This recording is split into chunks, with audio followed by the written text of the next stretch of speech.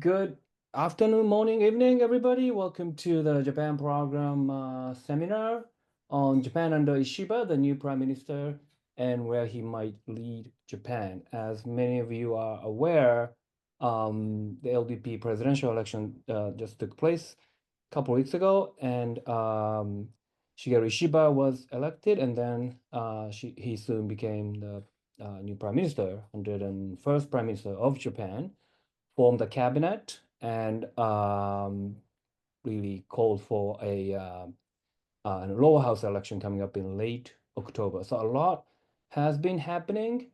There was a lot of build-up over the last few years, or even you could call that over a few decades. And a lot of things have culminated in this power changing hands.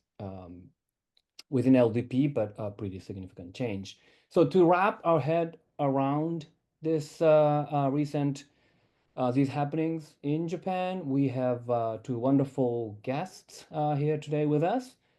Two very busy people who took the time to join us. If you're in Japan, you may have seen both of them on TV a lot recently. The first speaker is Harutaka Takenaka. He is a professor at the GRIPS, the National Graduate Institute for Policy Studies in Tokyo. He is our product from Stanford University, having finished his PhD in political science around 2000. And he has written a lot on a lot of issues around Japanese politics, the prime minister in Japan, the Sangi in the upper house, its importance, recently about COVID-19 pandemic and its political impact in Japan. So he's a real expert on Japanese politics. He knows the domestic politics and foreign policy issues, both inside and out. So we are pleased to have him here. And we also have the privilege of having Noriko Akiyama. She is a senior political writer at the Asahi Shimbun. Many of you who know Japan would know the Asahi Shimbun, one of the most prestigious newspapers in Japan. The second largest circulation was with 4 million readers every day and a 440-year history. And she has been at Asahi Shimbun for many years, few decades. She also writes books. I think she has published something like 8 books on various issues around Japanese politics, particularly about gender politics in Japan and women's advancement or lack thereof in Japanese politics. So without any further ado, I would like to first go to Haru Takenaka. He kindly prepared some slides to summarize what has been happening in Japan. And I'd like to invite all the participants. I have some thoughts, some ideas about what questions to ask, but I would really like to structure our discussion around your questions. So if you should really feel free to submit questions about Japanese politics from the beginning. But we'll start with Haru-san's presentation for about 5-10 minutes, and then Akiyama-san's also for 5-10 minutes, and then we'll dive into the discussion right away. So Haru-san, please take it away from us. Good morning, good afternoon, good evening. Thank you very much for having me, Kyo-san, for this webinar. And so let me just quickly go over what has been happening since our LDP presidential elections. And okay, so let me start with the result of the presidential elections, although some of you may be already familiar with the fact. So they had they had the first round, and 9 candidates competed, and so this is the pictures of the 9 candidates, and the first round, Takaichi came first, Ishiba the second, Koizumi the third, and the number they received from the members and party members are shown below. And the since no candidate received the majority of the votes in the first round, it was held a runoff, and Ishiba finished. Ishiba won the runoff, winning 180-90 votes from Diet members and 26 votes from LDP prefecture branches. And what was conspicuous about this election was that the weight of party members' votes mattered. I mean, was heavy, because so the electoral rules in the first round, the LDP assigns diet. I mean, all 36 eight diet members cast one vote, and it is counted as one vote. And the LDP assigns the same number of votes to party members. So vote casted by more than nearly 1 million party members are converted into 368 votes. And you need to run into the elections, you need 20 recommenders. So this time, 9 candidates ran for the enter the competition, with each having 20 recommenders. So the number of votes they received from diet members mattered less than, had a less weight than usual elections, because each candidate could expect to receive 20 votes, and the remaining votes of the diet members was around 180. So the issue was how many votes they could receive from party members. Okay. And 9 candidates could run for the election because almost all factions were dissolved as a result of the recent political fund scandal. So there was no more whipping or pressure from faction bosses over over LDP politicians to support particular candidate. And so there was more discretion. So LDP now politicians could freely enter the race. The ambitious LDP politicians could freely enter the race. Before, faction leaders kind of coordinated which politicians to run for the elections. So, as I've said, party members became important, and the 3 people expected that 3 candidates had high chances of winning the elections, the Koizumi and Takaichi Ishiba, as these 3 politicians were very popular among the public, as well as LDP party members. Okay. But as it turns, and people thought that Koizumi was the most promising candidate, but as campaign goes on, he made the remarks he made about some policies kind of disappointed some of party members, so he gradually lost momentum, and the Takaichi, and so the competition was really between Takaichi and Ishiba. And so why I would like to explain why factions had to, this really resulted from the dissolution of factions. And factions of the dissolutions of factions did not take place in a day. That the dissolution of factions occurred as a result of evolutionary changes within Japanese politics, which had really began back 30 years ago, when we changed our electoral system.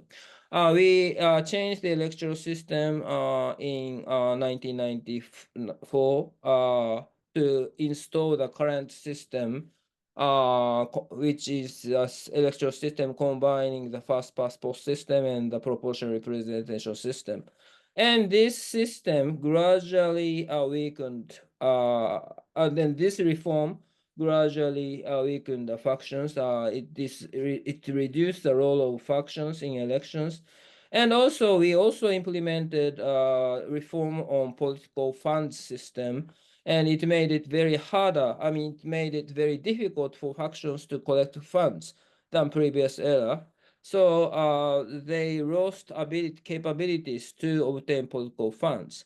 And they gradually, before factions acted very cohesively and unitedly in LDP presidential elections to support one particular candidate, but they gradually declined unity in presidential elections. For example, this already became apparent in about 20 years ago when they held the presidential elections in 1998. Two candidates entered the elections from the same faction. Keizo Obuchi and Kajiyama from Obuchi factions entered the race. This was unimaginable when faction was very unified. And we also observed the same phenomena in 2009 presidential elections when Abe won the elections. No, this is, I'm sorry, this is the presidential election of not 2009, but 2012. Shinzo Abe and Nobutaka Machimura all belong, I mean, they belong to the same faction, Machimura faction. Abe did not really follow the instructions of faction bosses, and he entered the race and he won the presidential election and he became the prime minister. So, okay. So the issue is now, so as so many people as it became possible for many LDP politicians to enter the race, as I've said, the weight of party members became important. And so the issue now is who are party members? And I call the current phenomenon called republicanization of the LDP. That is, now LDP lost the power in 2009, and before the 2000, Akiyama-san may be familiar with this issue more than me, but in 2009, LDP lost the election and they were kicked out of the power from the government. And they also lost LDP party members. Before the election, before 2009, it is said about 3 million people were LDP party members. But now they have about 1 million. Now, actually, at one point, the number of party members declined to about 800,000. And they now, after they made a comeback to the government in 2020, 2012, the various politicians made a serious efforts to increase the number of party members. But it was really hawkish and right-wing politicians like Takaichi who invited various people into the party. So as a result of recruiting, as a result of more efforts made by right-wing LDP politicians to recruit party members, now the whole party members gravitated towards more to the right, okay? And they support right-wing politicians. So this time, what happened was the right-wing, rather hawkish Takaichi, she made a commitment that she would go to Yasukuni Shrine as a prime minister, and she takes, and she's known as a very tough posture towards China. So, but Ishiba, many people think he may be hawkish because it is well known that he is very familiar with Japanese security policy, and he's much interested in the policy. But on domestic policies, he's rather more liberal. So LDP, what happened was that and also what was important to understand the final dynamics of the election, there was another important player, which was who that was the leader of Constitutional Democratic Party, Noda. He was just became a leader at the end of September, and he's known as rather conservative. So CDP is located on the left-hand side of politics, but they rather elected a new leader on the rather on the conservative side of the left wing. So and the LDP politicians, I mean, everyone was expecting a general election after following the LDP presidential elections. So I would say in the runoff, I would say that many LDP politicians thought that to win the general election, they should choose Ishiba because he's rather in the middle. So despite the expansion of right oriented LDP party members, at the end, the LDP politicians made decisions to choose more moderate politicians as the president and as the prime minister. Okay, now Prime Minister Ishiba's policies, many people may have noticed rather provocative security and foreign policies, which he proposed in Hudson's think tank Hudson's website. But I think he really modified his security policies soon after he was elected. Shortly after he became the prime minister. So I think he emphasizes sustainability of the self-defense more than the former prime minister Kishida. But I would say most of policies are extension of Kishida policies, both externally and domestically. Okay. So in terms in the field of foreign security policy, he will strengthen the U.S.-Japan alliance. And also, we should note that Japan has been strengthening a bilateral relationship with other countries such as United Kingdom, Australia, Japan, United Kingdom, and also Italy have agreed to jointly produce the next generation jet fighters, and it's called the GCAP project. And so I think he's going to follow through that policies, strengthening bilateral relationship with other countries than United States. And also we have built, I mean, the United States and Japan together build up a stronger relationship with Korea and Philippines, and also we have Quad. And economic policies, again, I think he's going to extend and follow Kishida policies. And I don't think, the Ishiba doesn't really, so far, I have never heard him propose some particular microeconomic policy targeted at specific sector. So I think his style will be a bottom-up, leaving ministries a lot of discretion to formulate economic policies. And I think there will be a larger role for METI. And I think METI has been touching a lot of importance to formulate economic security policies these days.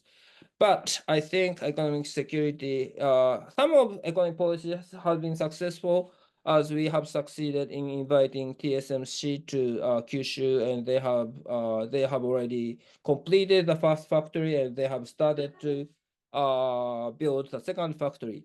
But I think we have a lot of problems with developing batteries, solar panels, and how to secure some critical minerals such as germanium and gallium, and that will be a huge issue for Japan. Thank you very much for listening. Great, thank you, Haru-san. Just to just summarize some key points. So factions in LDP that had dominated the LDP politics and Japanese politics for decades had to be resolved because of recent scandals like the Unification Church scandal, the political slush fund scandal, and this was the very first, really, first in recent memory, LDP presidential election without factions. So that led to many candidates being able to run, and the results were so unpredictable until really the moment that the vote ended. I think a lot of people were still somewhat surprised that that Ishiba won. So I want to after Akiyama-san's presentation, I want to come back and talk about where factions go, and do they still something similar to factions might be sustained in a modified form, and what does it mean for factions to kind of become less important? It seems like from what Haru-san said, the policies of the LDP, the ruling party, may not change that much. And he made a really important point about republicanization of LDP. It's really and the recruiting process of LDP members, local members who vote in the LDP presidential election. A lot of people are more on the right side of the political spectrum. That really contributed to Takaichi being such a strong candidate. That was a very important factor. Okay, so Akiyama-san will help us understand the 9 candidates in particular, and she's really on the ground. She interviewed most of 6 or 7 out of 9 candidates for this election for Asahi newspaper. So she has firsthand knowledge of the personality and the background of the 9 candidates. So if you could speak, especially about the top three finalists, but also touch briefly on the other people as well, that'd be great. Akiyama-san. So thank you, Hotsui-sensei, and thank you for having me. I'm Noriko Akiyama, political journalist, belong to Asahi Shimbun newspaper company. It's very honor for me to be here. So first of all, I should rather explain, as the Hotsui-sensei said, I'm a political journalist, so I would rather focus on the more human side, the personality or character aspects. The report from the ground. So first of all, I want to explain the why there's so many candidates. So 9 is the so many candidates because as you know, the kickback scandal happened, and after that, the Kishida's administration, the approval rate was so declining and declining like this. So this spring, I have interviewed with many the LDP's leaders, and they said that the LDP leaders election, after the LDP's election, the general election happened. So it is really good opportunity for LDP to recover the approving rate, the coming next general election, they can they can win. So that because I named this a kind of the collective survival instinct of LDP. Yes, this phenomenon is encouraged by the dissolution of function, and yes, and the political LDP leader said it is kind of a festival, and the LDP leaders election occupies the mass media, and every day the mass media deliver the news and the documentaries of the LDP leaders contest, and it happened. So after this, I would rather focus on each candidate, the human aspect. So Igarashi-san, please show the Ishiba-san's slides.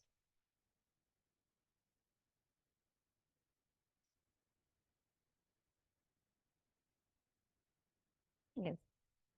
Thank you so much. Yes. So Ishiba-san is a kind of the opposition in LDP. He is always criticized the powerful politicians like Aso-san, Kishida-san, or Abe-san in LDP. So that's the lots of the LDP leaders do not like him. But so it is so that he can gather popularity among voters. So that encouraged him this time to become a LDP leaders and become a prime minister. And it is often said he is not good at networking with other politicians. It is many politicians said he stays when he stay in Tokyo, like many other politicians. He stays at the congressman members' accommodation, a kind of dormitory. There is a cafeteria, and he often have a dinner lonely at the cafeteria of such accommodation. And after the dinner, he often book read at the cafeteria. So he is really criticized about that because this time his run for the election was fifth time. So he was so criticized. He must gain the alliance inside the LDP, but he has not done that. So the lonely dinner at the accommodation is his daily lives.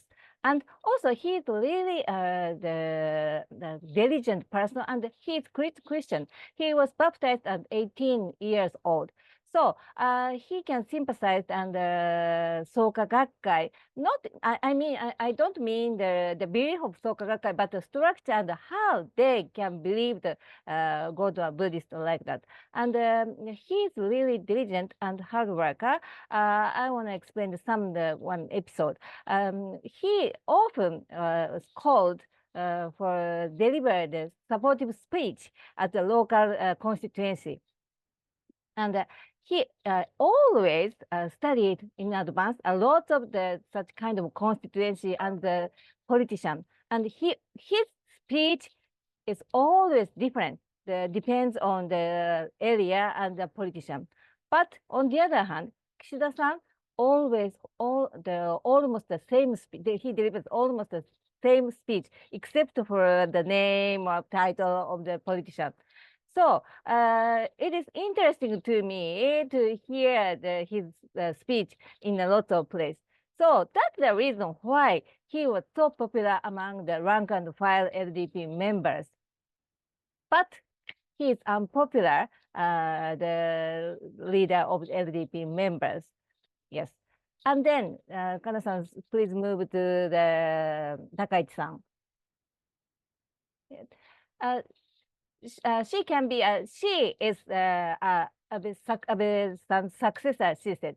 I don't know, she is a true successor of Abe because the last time the Abe-san was backed her for her first running for the LDP candidate election. But after that, if she still lives, I don't know, she backs or not the Takaichi-san, but she says she is inherited the DNA of Abe-san, and she's really right and really conservative position.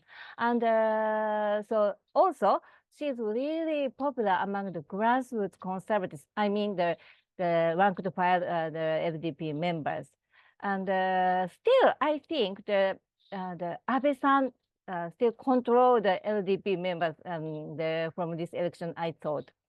And she always cited she want to play a role as her role model is the Margaret Thatcher of UK, but I'm not sure.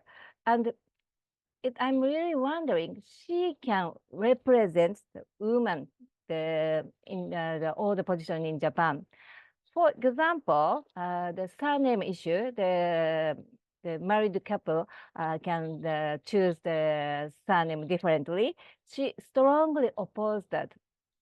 So she herself married 2 times the same guy with the one of the LDP politician, Takuyama Yamamoto. First time, she changed her surname, her original surname, Takaichi to Yamamoto. But now, second time, her husband, Yamamoto-san, changed his surname, Yamamoto, to Takaichi. What does this mean? How do you think about that? And also, still, as you know, the Japanese political world is a super male dominant society. But I'm not sure she represents the woman's voice. She often is expressed as honorary man. I mean, the honorary man means the who accord with the status of man without fighting or disrupting the patriarchy. So I'm not sure Takaichi-san can represent a woman. So please change the next slide. So Koizumi-san. So as the often he said that his lack of experience need person is, yes, that's true.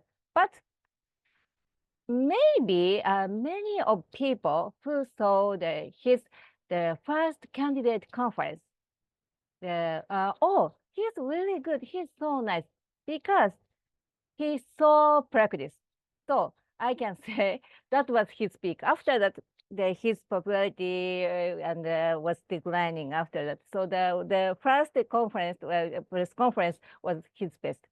But he's a really hard worker. Actually, it is the off the record meeting, right? Because when I first met him as a politician, maybe after the 2 years or 3 years after he was elected as a politician for the first time, his speech was, I don't say terrible, but not good at all. Really bad.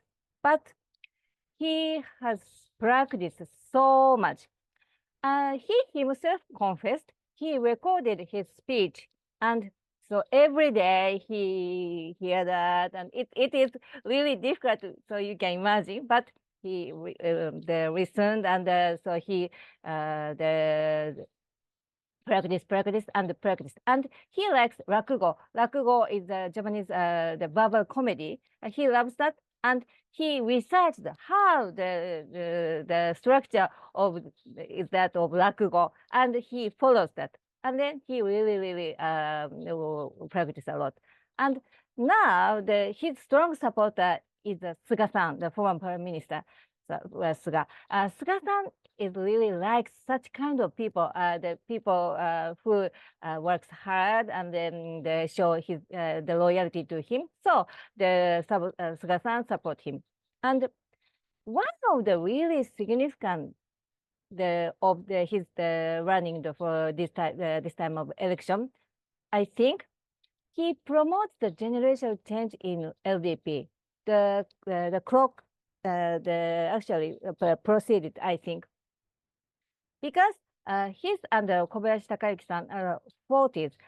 40s is already mature in the normal world, but in the political world, particularly in the LDP, it's really young. But there are two candidates, the 40s candidates running for the LDP election. So that promotes the generational change in LDP. Also, what he done for this election is he brought about the new style of politics, I think, because his headquarters of this time of the LDP leaders election was at the shared office in Tokyo. It's really rare.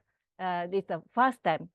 Usually, the headquarters is located on the really luxury hotels like Capital Tokyo or New Otani or like that, or their offices in Diet. But so people cannot easily access to the Diet office or luxury hotels, but in shared office, the particularly younger generation can access such kind of headquarters. So as a result, it's a kind of the part of their strategy. The lots of younger generation, particularly the startup, the entrepreneurs, came to the headquarters, and the TV media or net media took such kind of the scene. So it bring out the impression, oh, LDP has changed, the generation changed, happened in LDP finally. It is a kind of really significant kind of situation he brought about in this election, I think. And Kana-san, please show that the Kobayashi Takayuki-san's slide.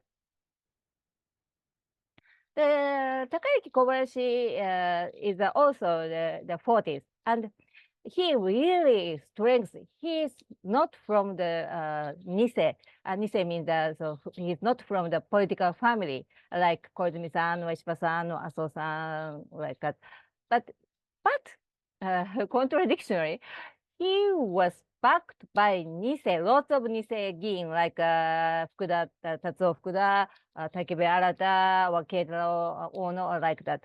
So strategically, they chose the Takayuki Kobayashi as a candidate for this time's the LDP contest, because also they wanted to change the LDP's impression.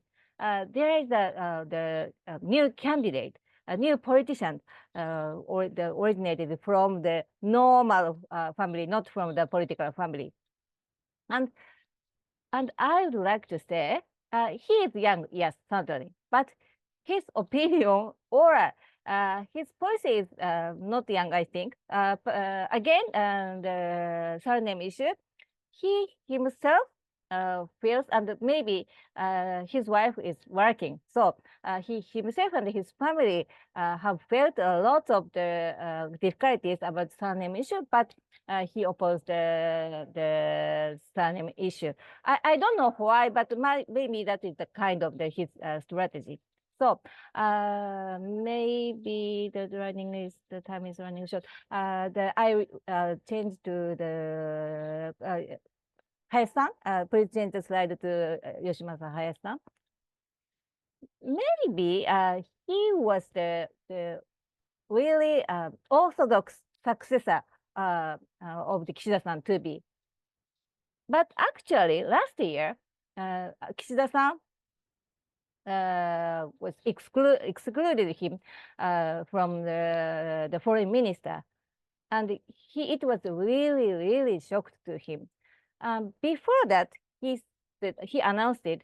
He don't want to run for the next prime minister's election because the Hayashi-san and Kishida-san belong to the same faction, Kochikai. So he should not run for the election because Kochikai is not good for LDP.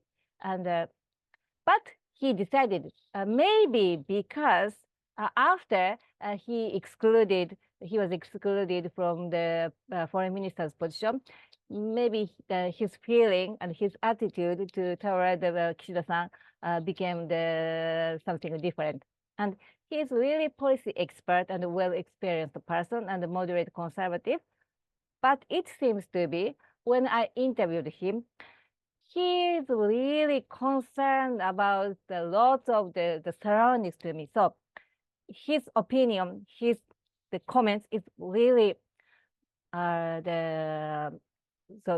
not not clearly.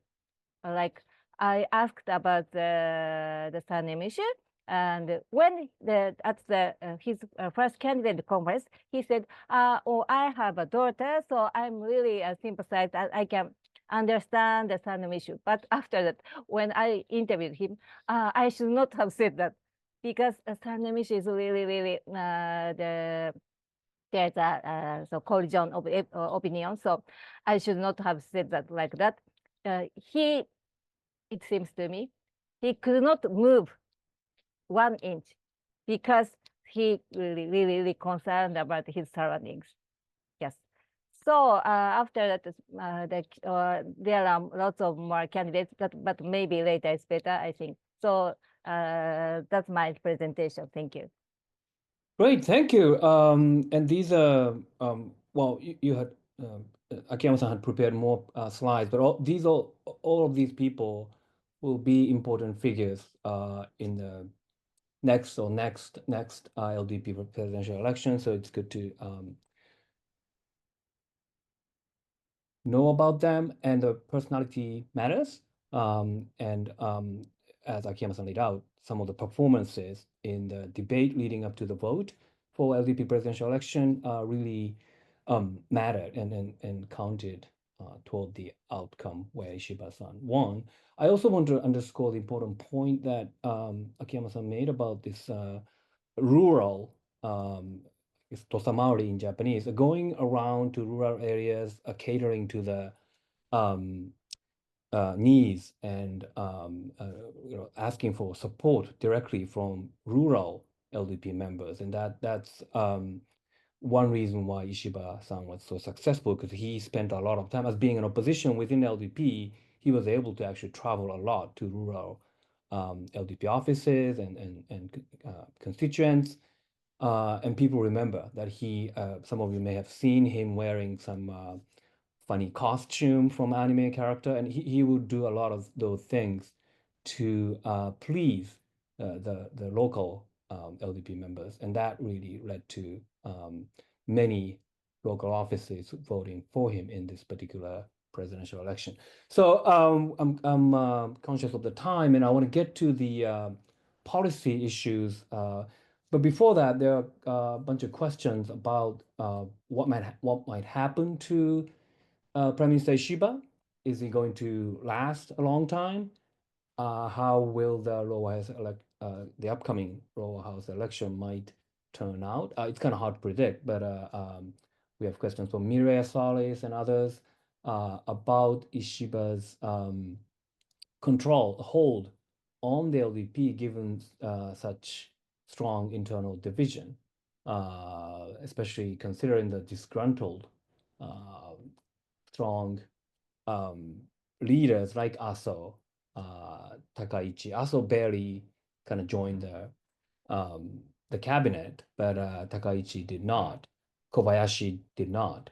So, and also given that, as Haru-san said, Noda, former Prime Minister Noda, is now the head of the Constitutional Democratic Party, the leading opposition party.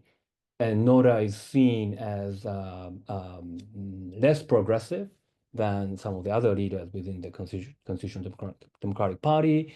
And some, like Takaichi's group, might actually potentially prefer Noda over Ishiba. So all these things are in play, and that has implications for policies.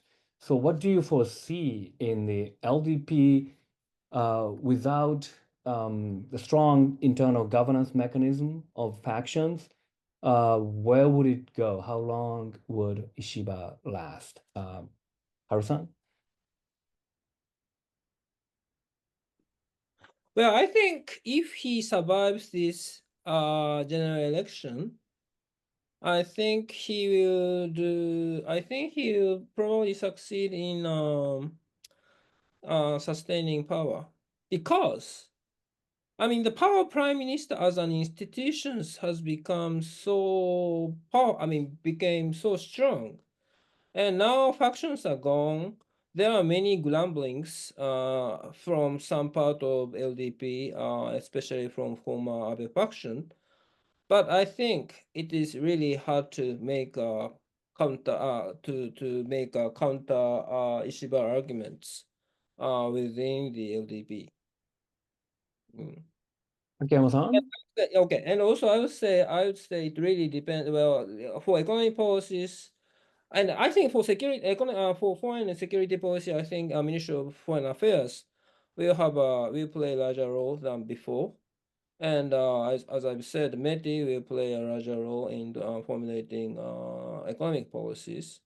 And if they come up with nice policies and with endorsement of Prime Minister, now Prime Minister is more powerful. If the Prime Minister endorses some policies, then it gets implemented much more quickly than before. So yeah, I'm kind of against the recent reports by media that there are so many dissatisfactions within the LDP, which might turn into counter Ishiba arguments after the elections. But I would say he would do rather fine. Akiyama-san, do you agree? Yeah, yeah. It really depends on the results of this coming election. So today, the Ishiba-san will resolve the diet, and so his driving force is the voters, not from LDP. But if he can win this election, he can get a legitimacy for the LDP, other LDP members. So it really depends on the election today start. Mhm. And already he is, well, he's scaling back on a lot of things that he said during the LDP presidential election. But on one issue of whether to recognize endorse the LDP candidates who were involved in the political funds scandal, um, he said he was hesitant to endorse them during the election, LDP presidential election, but after it ended, he was kind of moving in the direction of endorsing them. And now, seeing the reaction in the public, he's backtracking again, or backtracking or returning to the original position. It seems like more than 10 people will be not endorsed, which it's kind of interesting that we talk about the solution of factions, but it's really the Abe faction that was hit the hardest. Aso faction still exists as the only officially existing faction, but Kishida faction still seems to be very strong. Suga group is pretty strong. So we're seeing this reemergence of these new groups, but Abe faction seems to be really in disarray. So as a opposition within the LDP, Ishiba-san had been an anti-Abe force in the LDP, so it kind of makes sense that he is intent on. I'm not suggesting he's a vengeful person or anything, but it makes some sense that he's moving in that direction. And that also has policy implications. And it was interesting to see how Takaichi was really the only person who openly said that she would, if she becomes prime minister, she would actually visit the Yasukuni Shrine. I don't think anyone else actually, most other people were more even Kobayashi and Koizumi were very careful about not confirming or denying anything like that. I don't think they would have gone. Even Takaichi, I'm not sure if she would have gone if she was elected. But she was the only person. And that also speaks to the Haru-san's point about republicanization of LDP, because it really attracts votes within the LDP, but it really is difficult to actually execute once somebody becomes prime minister. So anyway, on foreign policy, that kind of issue, and there's a lot of questions about Japan's relations with other countries and where that might go. Under Ishiba, would that be any different than under Kishida?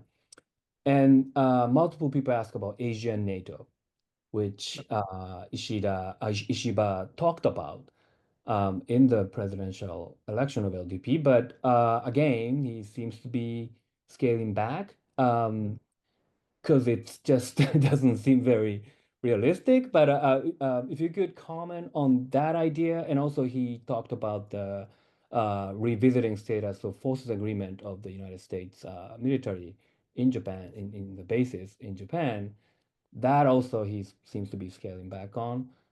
So can you speak to his foreign policy? And Haru-san already mentioned that Ministry of Foreign Affairs people actually handle that well. But how would he soft land on something like Asian NATO or revisiting so far? I think he has already soft landed the Asian NATO issue because he said he has already publicly said that it is his personal idea before becoming the prime minister, and and he also said that it will not be realized in short period of time. So I think he will not really pursue those objectives as a real short-term objective of his government. So so I think he's interested in fortifying the capabilities of self-defense force and he made a commitment to improve the treatment. I mean, like the living conditions or the payments to recruit more people into the SD self-defense force. So I think he's going to concentrate on those issues, and for others, I think he will leave it to the Defense Ministry, NSC, in addition to the Ministry of Foreign Affairs. So I think it will be stable. I mean, his policies. Akiyama-san, anything to add? Yes, I totally agree. So he already made a compromise, such kind of the diplomatic and security issue. The security issue or diplomatic issue is really important, but it is not to gain the voters' popularity or the encourage not don't encourage voters to the vote for the LDP, but it is really at the risk for the among the LDP members who confront the Ishiba-san. So it is not worth to debate such issue now, I think. Okay, great. On domestic policy issues, Akiyama-san already mentioned couples with different surnames issue, married couples with different surnames, who best say that has been a I don't know, tricky issue for the LDP.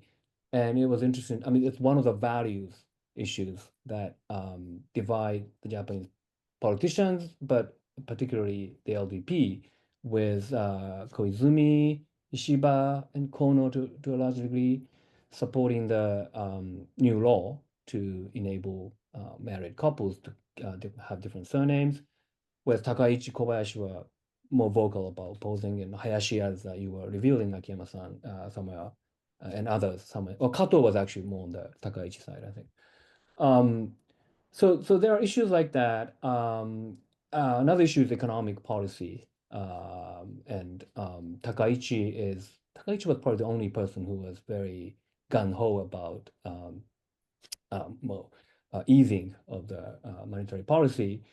So I guess there was not that much divergence, but if you could speak to where things might go, given Ishiba's power base. Again, this is hard to predict until after the lower house election, but knowing Ishiba-san and his inclinations, what do you think? Well, I guess I'm going to ask Akiyama-san about social issues like couples with different surnames, and Haru-san about the economic monetary policy kind of issues. So Akiyama-san, maybe you can start this time. Okay. As you know, he already again stepped back to the surname issue. Before the LDP, the contest, during the LDP contest, he is really supportive to the surname issue. But after the LDP election, after he became prime minister, he clearly stepped back to his position.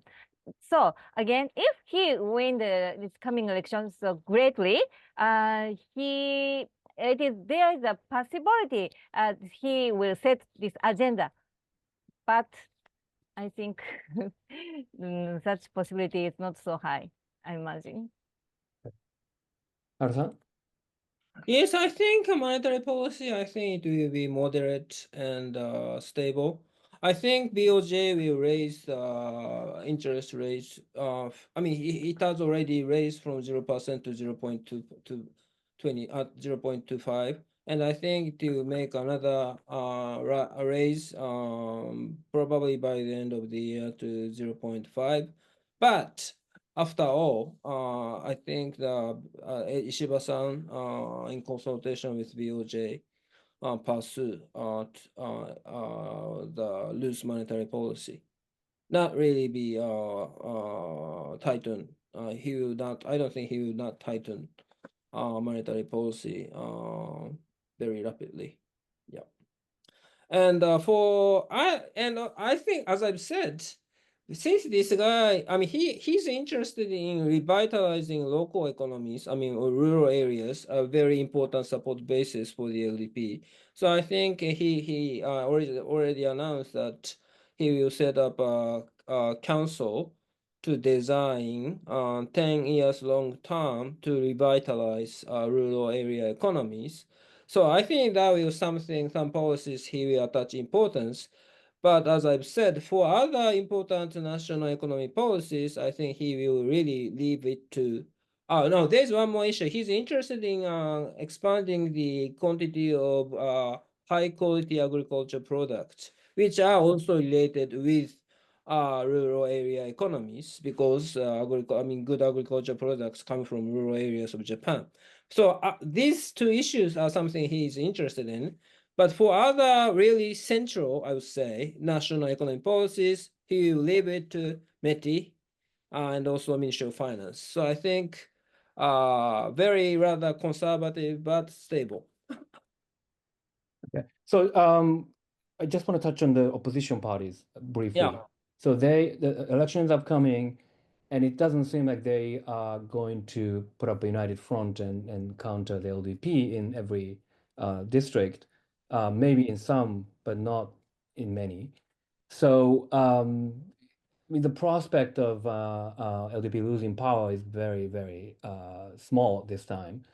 Unlikely. But going forward, do you see any? Because there's a lot of the public, a lot of the public is frustrated, unhappy about the LDP scandals, and seems prepared to vote for other parties, but the opposition parties cannot align as a unit. So, what do you foresee, and what would be your advice to opposition parties, Haru-san? Well, as you said, opposition parties are divided. Now, CDP will probably run 200 candidates, and also Ishin, Japan Innovation Party, will run 158. And what is important is the Japanese Communist Party have made a commitment to run more than 150. And so the opposition parties' vote will be divided. And it is really whether the LDP can succeed in sustaining power is really a function of how the opposition party is divided. The number of votes LDP receives in the PR has been stable. It was around 23 million votes in most of the past elections. So when opposition party gets united, as was in the case of 2009, they can get the power. And for other elections, they were divided, LDP sustained power. So it was as simple as that.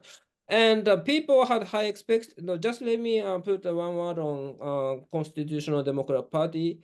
People had high expectations about Noda, but Noda has already disappointed so many people because he still continues to say that the security legislation of 2015 was unconstitutional. I would say 70% of the Japanese would not accept that kind of argument. And yesterday, he announced that he would set the inflation target to a little more than 0%. So in fact, he made a commitment to deflation, and that's outrageous. And so that really, I think, I think many Japanese people were disappointed. And about the dissatisfactions among the Japanese public about this political fund scandal, yes, you are right. Many people are furious, okay? But I think I think the division of opposition parties make it very difficult for them to get power. And I think Ishiba made a success by determining to not endorse some powerful Abe faction politicians. So I think some people are still unhappy, but I think at least Ishiba had succeeded in appeasing some part of the Japanese public. Akiyama-san, final word. Yeah. Also, public is frustrated about the opposition parties. So as the Takenaka sensei said, under this the system, the single member district, if the opposition party do not unite, So they cannot win the LDP, but they do not unite. And the Noda-san, when he was prime minister, he was really strongly allied with MOF, Ministry of Finance. He's really the close alliance with Ministry of Finance. So that means he's a kind of really orthodox LDP style politician, I think. So in that sense, I'm not sure he can offer the clear alternative against the LDP. Wonderful. Thank you very much. I'm afraid we're out of time, and I know you have to go on a trip and other things, so I need to let you to go. But thank you very much for sharing your great wisdom and valuable insights about what's going on in Japan today. And thank you everyone for joining. I hope I addressed most of the questions that were posted. I apologize if I didn't get to your questions, but thank you for joining, and hopefully I'll see you next time, maybe after the lower house election. Bye.